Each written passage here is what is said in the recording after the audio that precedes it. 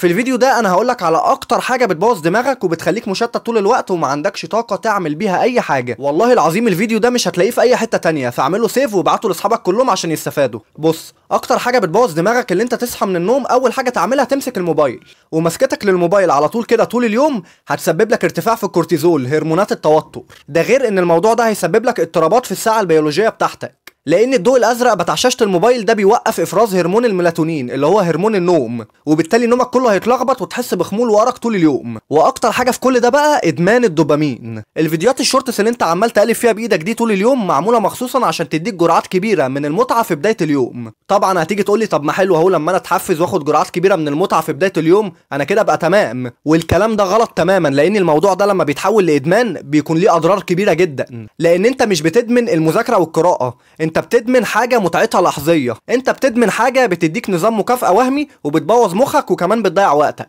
وعلشان كده انت ما بتبقاش عارف تركز في اي حاجه خالص بسبب الموضوع ده. وعلاج الموضوع ده اللي انت تعمل مديتيشن، اللي انت اول ما تصحى من النوم ما تمسكش الموبايل. اول حاجه تعملها اللي انت تقعد 10 دقايق او ربع ساعه مع نفسك تبص في حاجه واحده بس وتركز عليها، زي مثلا كتاب قدامك تبص فيه، او مثلا تبص على الحيطه لو ما لقيتش حاجه تبص عليها. وموضوع اللي انت تركز في حاجه واحده اول ما تصحى من النوم 10 دقايق او ربع ساعه ده بيزود تركيزك جدا، هيخليك ترجع تركز في كل حاجه، حتى المذاكره معاك هتبقى اسهل. ولو عندك اي مشكله مش لاقي لها حل اكتب لي في الكومنتس وهرد عليك فورا.